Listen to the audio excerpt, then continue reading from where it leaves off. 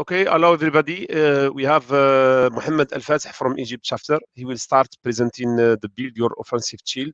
So I give him the hand to start his presentation. Welcome, Mohammed, and welcome to Egypt chapter. Okay, thank you, Azedine, and thank you for the introduction. And thank you for this opportunity to participate in OWASP Day event. So in this presentation, I'll introduce the web offensive shield. This technique, I'll go through a quick introduction, the component of this offensive shield. We'll talk about honey trap techniques, and we will talk about some considerations for implementing these techniques, some legal or regulation considerations. I'll try to go very quickly so we have some time for Morocco chapter to present within our time slot. Great. Okay, so the traditional way or the normal way to protect against web attacks or web application threats, we will try to implement some controls through the network, through web application firewalls or within the application itself. We'll usually do some sort of application threat modeling and trying to think for different threats or different attack vectors, then implementing our defenses techniques. So we do some sort of threat modeling. We have SQL injection attacks. We need to do input validation, do prepared statement.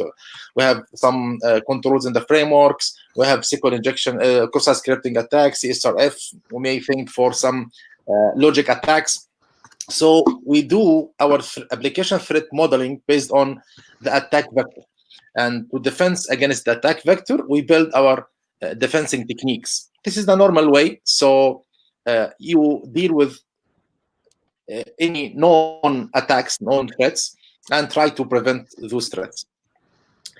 Actually, once your application is connected to the internet, usually you got number of attacks or threats from different threat actors. You may face some script kiddies. They are trying to scan the internet, some groups, some hackers, sometimes based on your application. Sometimes there is attackers trying to deface your applications and do some corruption. Mohammed, yeah. Mohammed, we have issue with the link. Wait a moment, please, because we solved the issue with the link because it's not broadcasted live. Yeah, okay. One moment, please.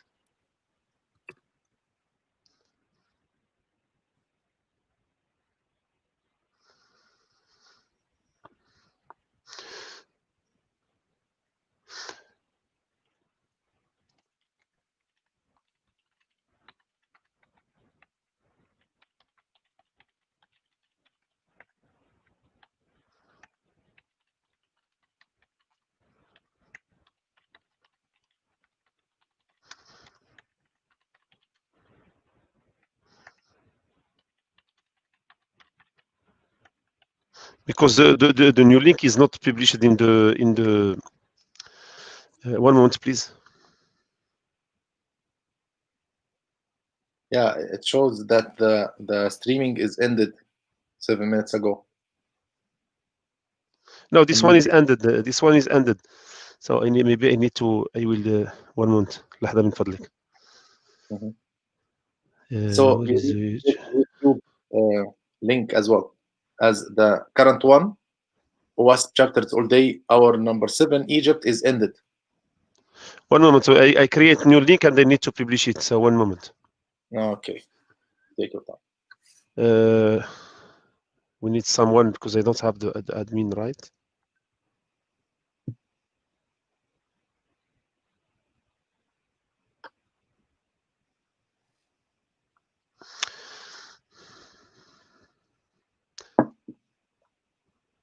So you can continue. We have 13% in this link. You can continue. Thank you very much, Mohammed. Can you share the YouTube link so at least yes. we put through our mailing list as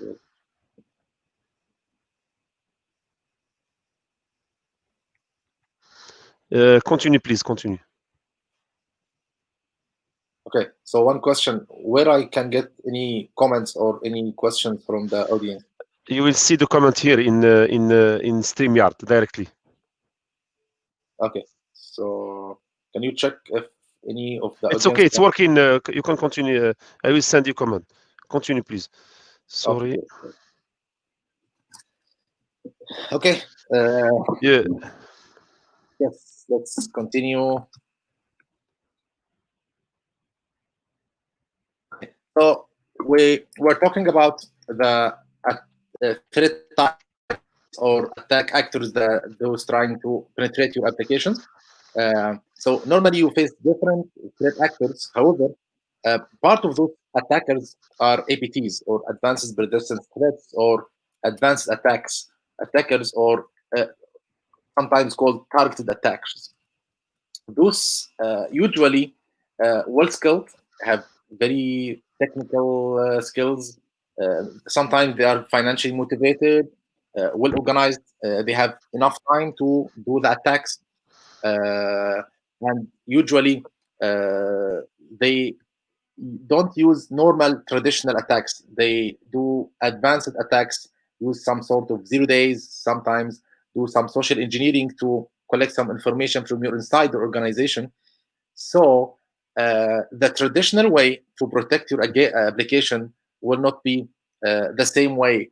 You need to think out of the box how to deal with such targeted attacks. Another challenge here is how to differentiate between the normal users and the malicious users. Most of the target attacks, the attackers or the threat actors will try to simulate the same way used by normal users. And it's not an easy to detect this is a request coming from the normal user or this is malicious input or malicious attacks. Okay, so what we need to implement in our application, so we have real protection against such attacks. We need to differentiate between the normal and suspicious activities. We need to have some sort of dynamics in your application to detect and immediately respond or change at least the behavior of the application to avoid or to reduce the risk of attacks.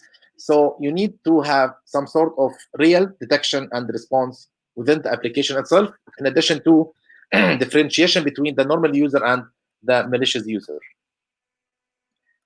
The idea for these techniques comes from the way used to solve the problem of shark attacks against the breaches. The breaches, they usually face some shark attacks, and instead of trying to detect the sharks and trying to have teams monitoring the beaches, so in case of shark trying to defend and so on, one of the techniques to solve this problem, they catch some sharks and target those sharks with tracking devices. Then they trying to monitor the movement, the location of sharks. So they define the location where sharks live, or they are trying to start their attacks, and then they start to attack those locations and try to prevent the shark attacks from the source of attacks. So in this way, instead of think of attack vector, they try to think about the threat agent, the sharks themselves. Ryan Barnett introduced the way to have this technique by integration between BEEF framework and mode security framework or mode security firewall. Normally, you can use different ways. There is some sort of open source solutions. You can implement these techniques within your code. But in general, you need to have the techniques, the power to track the target, the threat agent itself. So in this presentation, we'll try to have we'll go through how to integrate your application through the application itself or through the network devices or network controls, and try to figure out or try to detect the attacks and focus on the threat agent instead of attack vector. Okay, so let's talk about this offensive shield. The component for those offensive shield, we have to integrate our application with BEEF. BEEF is browser exploitation framework. We will try to have to introduce the integration within the application itself or from the network through web application firewall. So within the code, we'll talk about OWASP App Sensor project, and from the network, we'll go through how to implement this integration by integrating the BEEF with web application firewall. So first, very quick introduction about BEEF. BEEF is browser exploitation framework. It's usually used for testing cross-site scripting attacks or trying to do some research about the users presenting or browsing your applications. What the way usually you will try to hook the victim in BEEF. So you need to let the victim visit your application or your website, where you embed some JavaScripts that hook the browser with BEEF. So this could be implemented by using something like this in your HTML code. There is a script hidden in the comments. So this script will be part of the comments. Anyone will visit this comment, he will not see the script. However, it will automatically request to the BEEF framework and hook the browser to BEEF. Once the victim requests the hook link, then the JavaScript will be executed in the browser. This JavaScript will return with some information about the browser version, some information about the plugins, about the modules, and so on. After that, continuous JavaScript will be executed in the browser to send pull requests to the BEEF framework. Once you need to execute any command, any module in BEEF, this will be executed and will be added to the next pull request, then will be moved and executed in the browser itself. Okay, so BEEF is a very powerful tool. They have active development. I can see every month there is new issues and new tasks in GitHub. So they have number of modules. It depends on the browser version. It depends on some of the running or enabled plugins like Flash, like Java, like Java applets, and so on. They have number of modules. Some of them will run on all browsers. Others will require some browser versions and will require some configuration in the browser. Anyway, what is the main interesting point for us in this presentation is there are a number of modules that could be used to collect some information about the users. So as you can see here, there is some modules to detect the visited domains, to check the browser settings. If we go here in the host module or category, there is a module to get the internal IP address. So you will be able to get the internal IP address of the visitor. Here you can connect and detect if the user is using proxy or Tor network. You can scan the network of the user itself. You can do some sort of enumeration for the user itself. There is other persistence modules to something like man in the browser or other modules where you can keep the attack persistent on the browser, even if the user closed the domain of the website tab. So all those modules could be used to collect information about the user. In our case, it's not user, it's threat. It's a threat actor or it's attacker. So you need to collect some information coming from the user. So part of this information you need to use to differentiate between normal user and the attacker, and others will be used to collect some information about the behavior of the user, so you can implement your response in your application.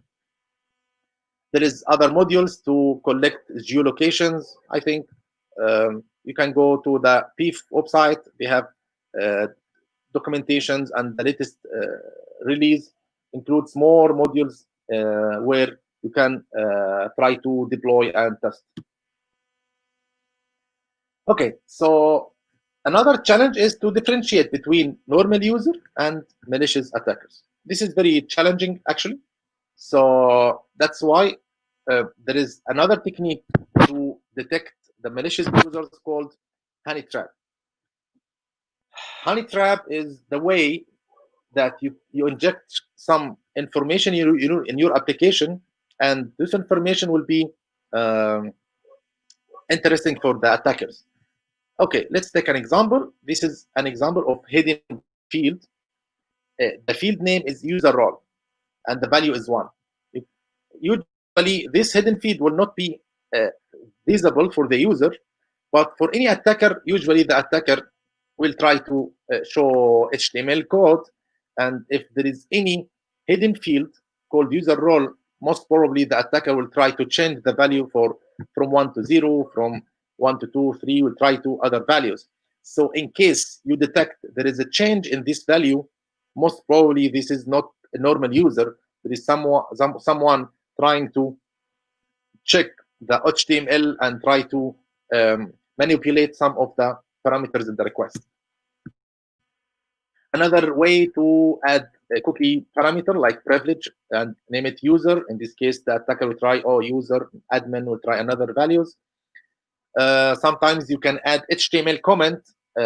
Again, this will not be visible for the user again, but sometimes you define some archive files or URLs, and this URL, if there is anyone trying to access this URL, you can catch his session ID and detect, oh, this is not normal user. There is someone trying to attack our application. Okay, so honey trap is very important and very critical step to implement in your application, so you avoid doing any activities or any attacks on your users. Usually, you will try to differentiate between malicious users and normal user, so you will implement all detection and the responses action against those users. Okay, so now we have PIF, and we are able to differentiate between the normal and malicious users. The next is to integrate the PIF framework with our application. Okay, first we'll introduce OWASP App Sensor project. The leaders for this OWASP project is Michelle, John, and Dennis. I had recommend to go to the appsensor.org. You will find more details. Everything is there. I think the current OWASP website after migration, there's some issues in the project page. So you can go to the appsensor.org, or you can visit GitHub directly to access the project. The project, they have the idea. This is the definition, the conceptual framework and methodology for the project, and they also have tools that could be used, deployed, and used within your application. What is App Sensor project? It's a project coming to introduce the way to detect and respond to any attacks from within the application. They define more than 50 different detection points, and we have number of response actions those could be executed once the detection point is done. The project, they have number of dependencies like OWASP ISABI and logging APIs, servlet JSP. Those are just dependencies for the project. How to implement? You can go to the appsensor.org. There is very detailed documentation for the deployment of the project. We need to select the deployment model. They have number of deployment model. Also, there is number of components. Part of them are mandatory, part are optional, and then you can configure the reporting, where you can see the detection and response action logs.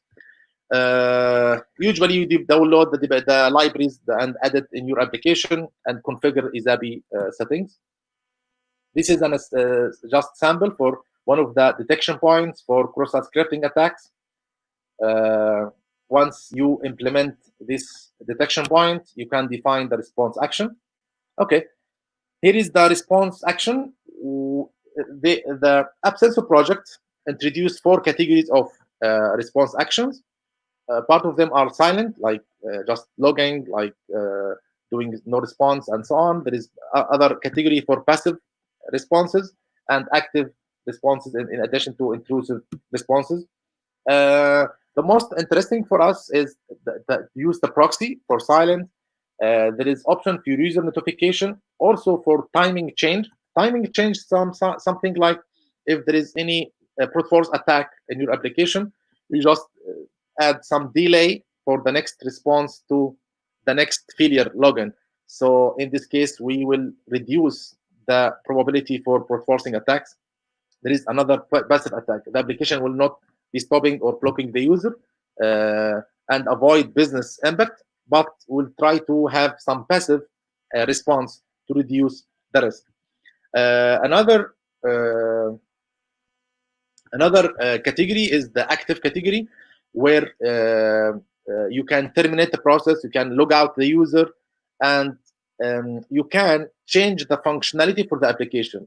For example, if any of the detection points has alerted, you can, for example, there is some sort of abnormal behavior. You cannot decide if this is attacker or not. At least you can disable some of the functionality in your application. For example, if you have internet banking application, you can disable the money transfer function. So in this case, some of the risky functions could be disabled, and so on. Another category is for intrusive, where you can collect data from the user, and we'll talk about more. We'll talk more in details for this option. Again, there is configuration files where you define the detection points, and you define what response actions will be taken. Again, you can go to the App Sensor project, the developer guidelines. There is a detection point, number of detection points detailed there, and the response actions in details. And this is the link for the Ryan Barnett talk about the integration between BEEF and node security to implement the same idea. Okay, so how to implement the same technique or the integration with BEEF through the web application firewall? I go through very quickly through number of vendors providing web application firewall like Citrix. So in Citrix, there is a function called rewrite feature where you can enable this feature and then configure the actions in Netscaler. It's rewrite actions. Here is the interface for Netscaler for this option. Configure the rewrite policy. For example, if there is any parameter from the response indicates there is attacker, then in the next request, from the user, you can inject another data like the hooking JavaScript for your framework or your BEEF framework. F5, the I rule, very powerful language you can use in F5 to implement whenever you need to manage all requests and responses in your application or through your application. So in I rules, you can write I rule function that detects any parameter. For in this case, there is the parameter in the cookies. If there is any change in this parameter, you can overwrite or rewrite that is next response to the user to inject JavaScript or whatever you need to inject in the response. The same idea in Paracoda application firewall. I think you can go the same idea and just rewrite in the response in the HTTP, so you can add your hooking link in the response to the user. Okay, again, this technique is very risky technique, as you will have some functionality in your application and some behavior from normal users. Sometimes they fail in your honey trap or your detection points. So it's very risky to implement this technique. You need to consider very advanced honey trap idea to avoid the normal user to fail in your detection or in your honey trap. Also, it's very risky to implement this technique. Sometimes the hackers understand the way you are defending about your application. So it's sometimes the attackers, trying to attack your application. So if they feel you are trying to gather information about them, trying to push JavaScript, to push anything in the client side to collect information about the attackers and themselves, it's very risky. In this case, it's time for revenge. So the attackers will feel, okay, I'm the hacker and you are trying to hack me. So most probably they will try to spread in the community, oh guys, there is website trying to attack the hackers, and you may find massive number of hackers trying to attack your application. It's very risky to implement this technique. Try to select very intelligent honey trap idea to avoid failing in challenging the hackers themselves.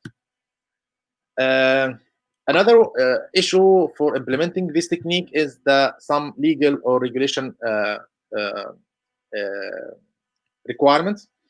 As you know, there is privacy requirement like GDPR regulation, that even if you need to track the user by cookies, you need to inform the user, and there is some requirements in the regulation to avoid the violation for any user privacy and so on. So it's very important before implementing this technique to ensure you are not doing something illegal.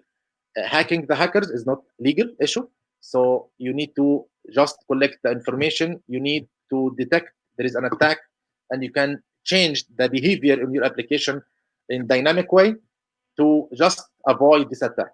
Collecting more information from the attacker themselves, this is usually illegal. You need to get advice from your legal advisor or whatever in your organization to be sure that you implement this technique without violating any regulations or any you don't have at least any legal issues in your application. There are a number of commercial tools. Those could be used in addition to open source method. The B framework, this is an open source.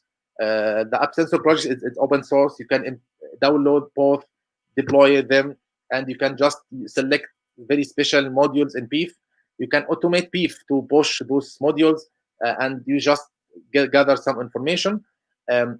Actually, PIF is open source, so you can get some idea for the modules they are using, and you can implement those ideas within your application and avoid the integration with PIF at all. So your application itself will try to collect this information through pushing some client-side JavaScripts and other files to collect some information about the users. Again, there is a number of commercial tools they can integrate with your application to provide the same functionality. Most of them under the fraud detection and prevention category. Okay, so I think this is all about this technique. I think I finished in 30 minutes, so we have time for Morocco chapter. If you have any questions, please let me know. Thank you, Mohammed. Normally, we can get chapter via the comment in the YouTube channel. At this moment, I have no question. So if you have a question, please, you can ask. Mohammed will be happy to answer.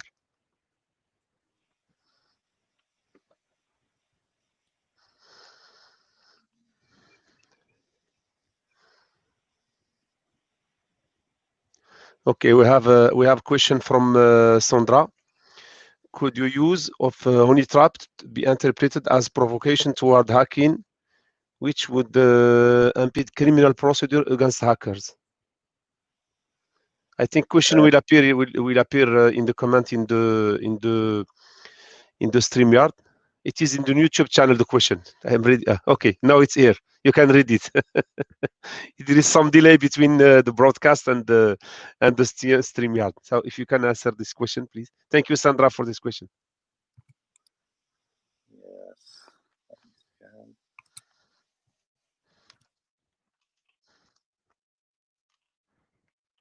Another question from Ram Narayan. What about certification? So you have two questions, Mohammed. Okay, so the first question, yes, that's why I said if you need to implement this technique, you need to be very smart. If you feel you're not smarter than the attackers, try to avoid using honey trap. Just implement those modules like detection of the user behavior within your application. You don't need to implement honey trap. But if you need to go with honey trap solution, then you need to figure out some advanced techniques. So if, for example, it should not be like hidden fields with user role 1 or 2. You may have something in the post request parameter, special parameters that usually the attacker will not feel there is any attacks. Also, you may use some sort of social engineering. For example, number of modules to be run, you need to enable some Flash and Java applets and some other plugins in the browser. So sometimes you can have scenario of honey trap, like if you enable to download like the backup of database, please enable Flash in your browser, for example. This could be in comment in number of entire application page, so the attacker will not feel this is something for honey trapping. That's why it's not normal. You need to think about full scenario, and sometimes you need to test this scenario before you implement it. Okay. What And about for, certification? Yes, for this question, can you give answer, please?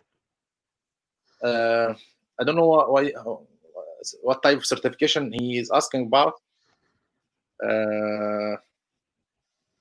If you are talking about the HTTPS certificate, if you implement your honey trap within the same domain, the attacker will not face any issue with the certificate.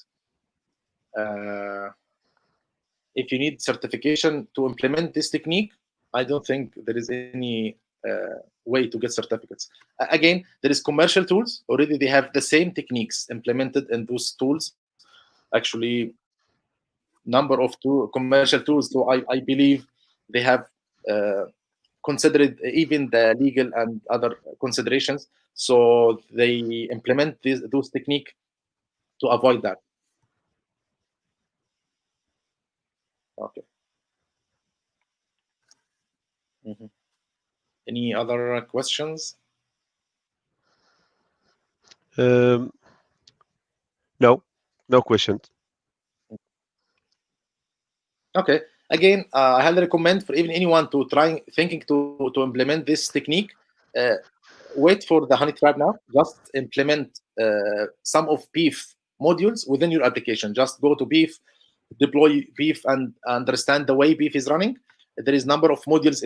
They are all open source, so you can just get those JavaScripts and implement within your application, just for all users to collect the IP address, to collect some behavior for the users. Like there is no module for, I think it's not in Beef, but there is a JavaScript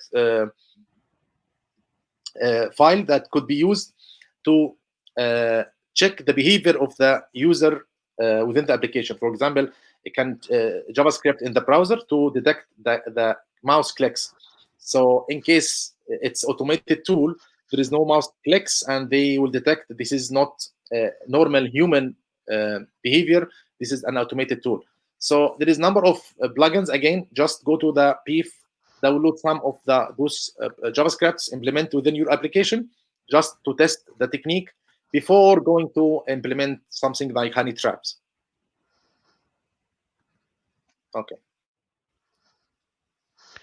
Okay, thank you very much, Mohammed. So maybe I will switch to my presentation. You can I have quick presentation about DevSecOps transformation using automatic AppSec tool. Let me share my screen.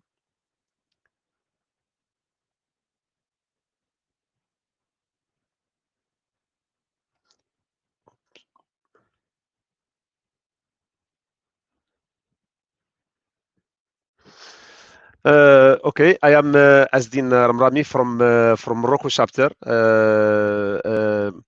I am also the producer for this event during the next remaining coming chapter from Guatemala and from Atlanta City. So I will present you. I'm working actually on the different projects using DevSecOps transformation with the automatic tool. So I will show you the traditional SDLC, software development lifecycle. After I will explain to you some DevSecOps approach and transformation. I will show you the proof of concept we build.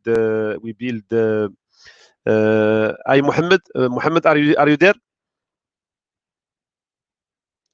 Okay. Yes. We have one question from Mohammed Arafa. Maybe if you can answer the question before I continue my presentation. You can look to his question. Yeah. He says, is real honeypot better than virtual ones? Yeah. Actually, it's not honeypot. It's honey trap. It's just to differentiate between normal user and suspicious users. So I don't think it's good to implement honeypot and try to have the full scenario in your application. It's better to just use honey trap to differentiate between normal user and other users. Okay. Okay, thank you, Mohammed. So normally I don't have enough time, but in maybe if you need more details, I can show you the demo of the proof of concept using only open source tool to build this DevSecOps. As you know, lot of security defects. We can call this security weakness, vulnerability, what you want. They in traditional SDLC, they are discovered at the testing level. A lot of developers they start with requirement, with the design, they start coding. Sometimes we during the requirement we have the correct security objective, but we don't build the architecture by design. And before putting the application on production, before the release, we ask the project team to make some tests. Someone they say, oh, we need to make some SAST test, security testing, because we have the code. Someone they say, okay, the penetration test is enough. If the penetration test show no vulnerability, we cannot exploit the application, we can put it on release. And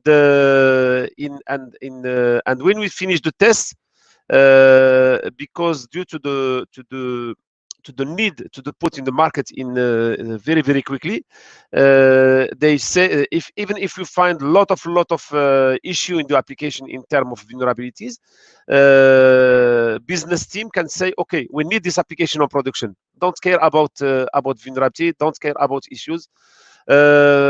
Someone come, he say, okay, I have a good solution for you. This application is very important for business. We put it on production, but we will protect it by something called WAF, because it's magical word is a web application firewall. We call this virtual patching. A lot of people, they imagine that WAF can replace secure coding or secure design or secure by design concept. And normally you can see here in this presentation, when we try to fix the defect after releasing the application, the cost is very high. This is just estimation. It's not. It depends on the projects.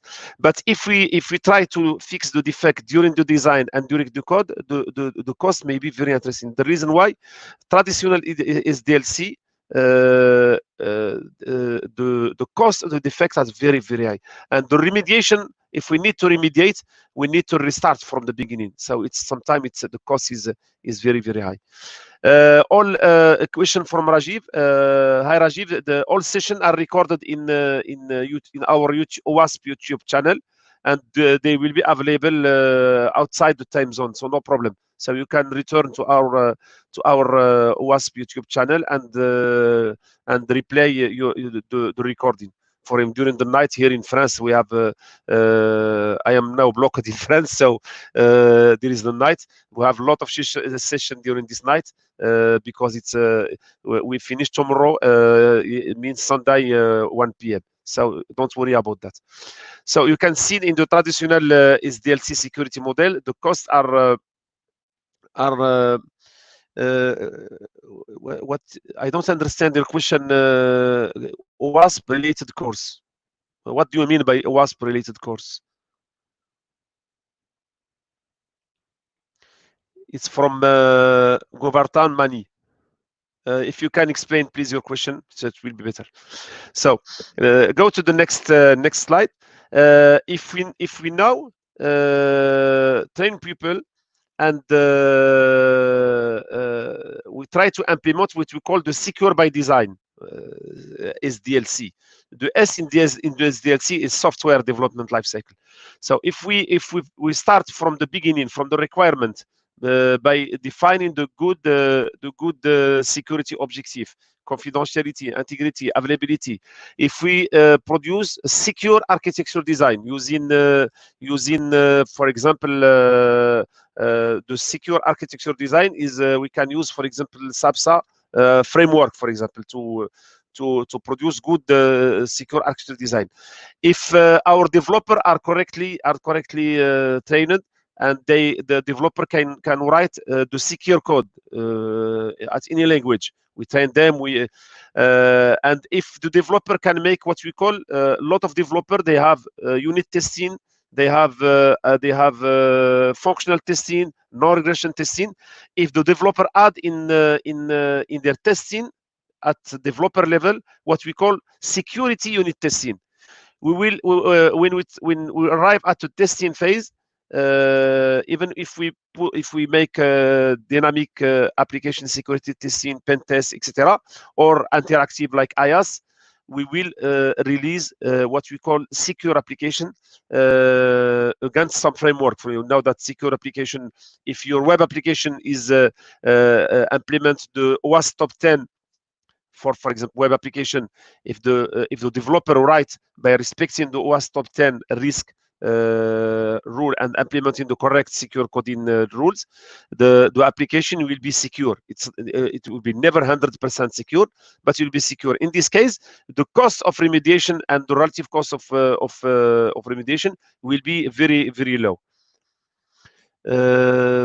Maybe Vandana, if you are here, if you can answer Govartan Mani about his question, the course based on OWASP only or other related security topic. Maybe Vandana will can give you a good answer. Okay.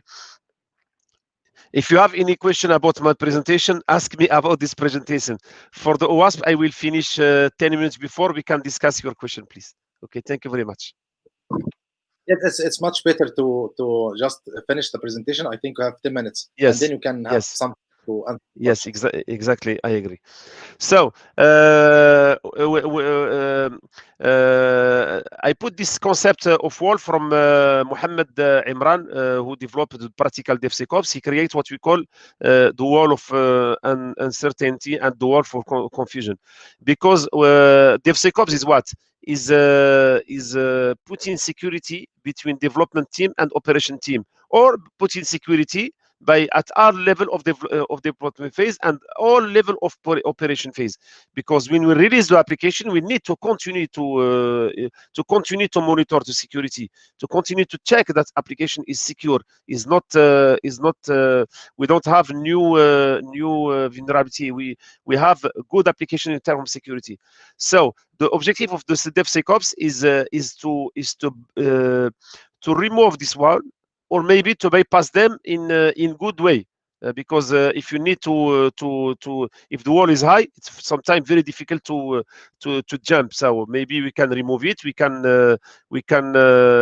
cross the wall directly. I don't know how. You can open hole, something like that. But the objective is to make security for all this team. Development team, operation team, and all stakeholder of the application.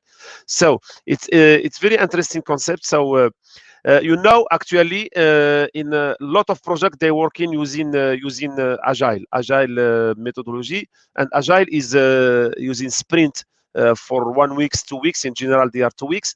And we have lot of change in the cycle. So adding security in agile is not easy, but it's possible if the people are correctly trained. But the people, it's a project manager, architect, developer, business team, everybody.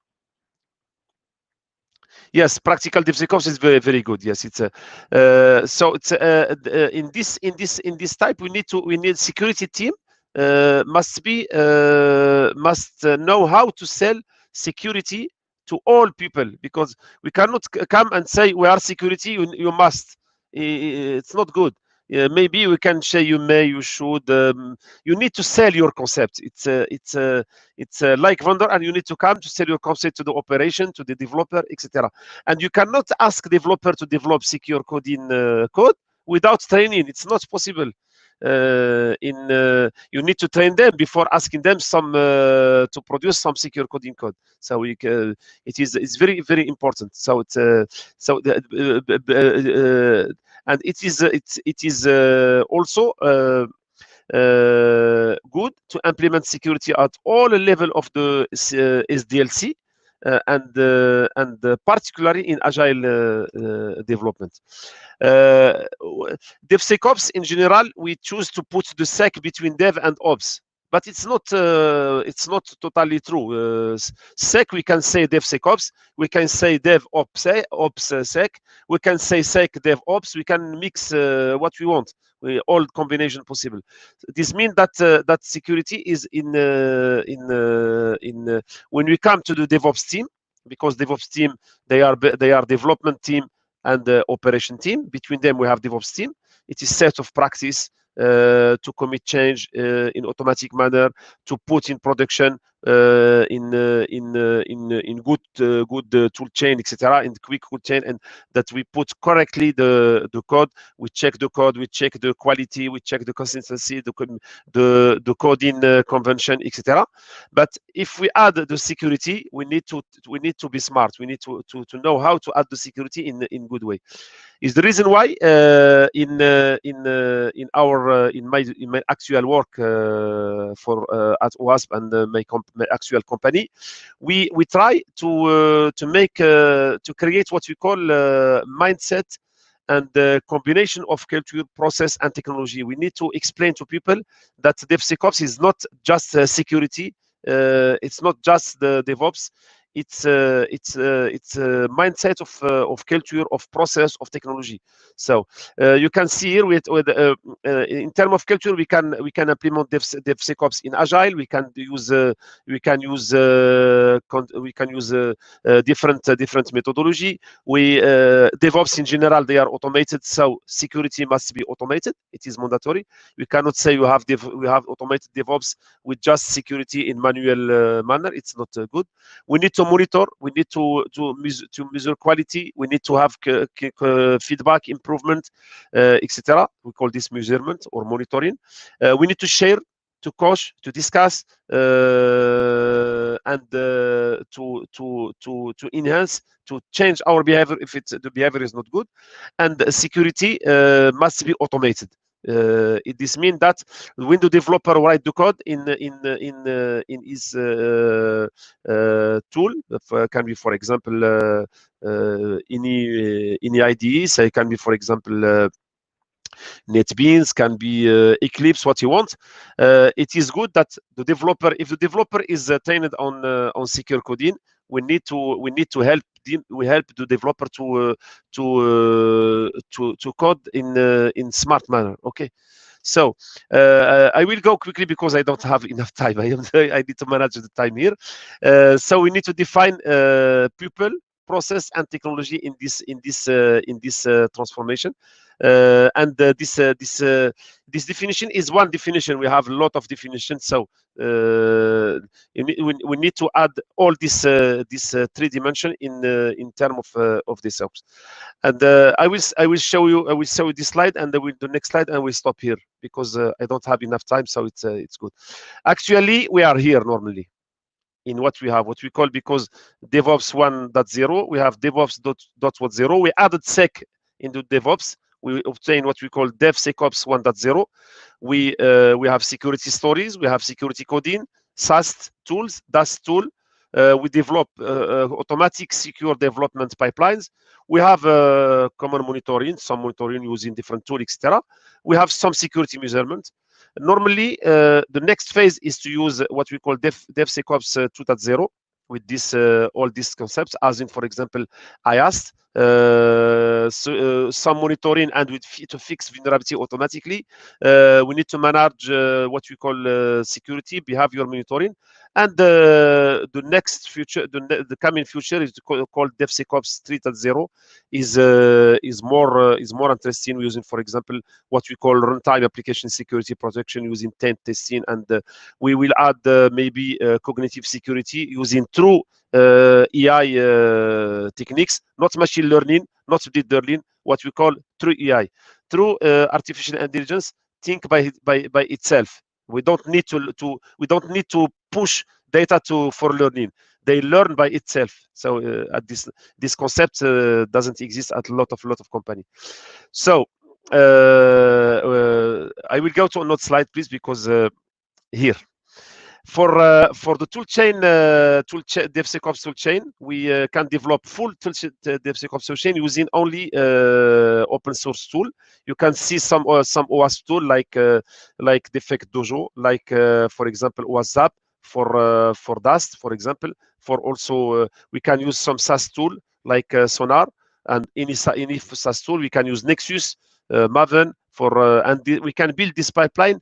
We can build the complete DevSecOps toolchain and automatic DevSecOps toolchain using only open source tool.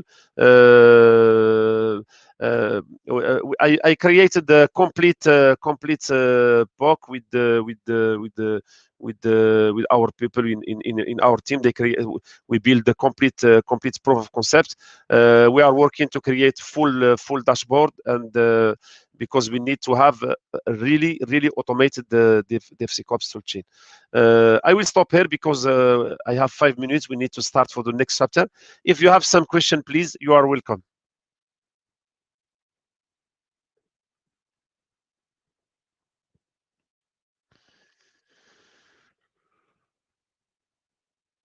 Okay, maybe no question. We can say thank you very much, and keep connected to the OWASP YouTube channel. We will start the next session with the Guatemala chapter. Okay.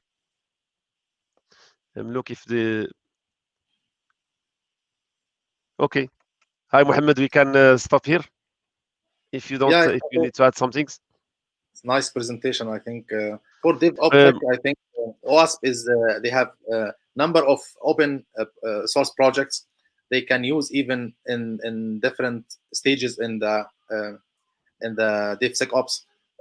Bandana, they have developed like one slide including a number of projects like dependency check, like open source checks. There is some scanners, some tools already developed through OWASP projects, and they could be utilized within if you need to implement DevSecOps as well.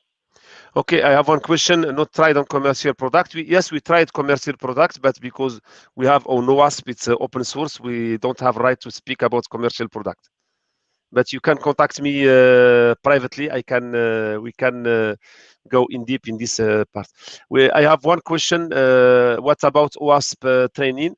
We are working to create what we call one course. It's a beginner course based on our tools. Maybe Vandana will. You can contact Vandana to have more question. Okay. Thank you very much, and see you. I will end the broadcast and open the next session. Thank you, Mohammed. Bye bye. Thank you, Dean. Thank you. Goodbye.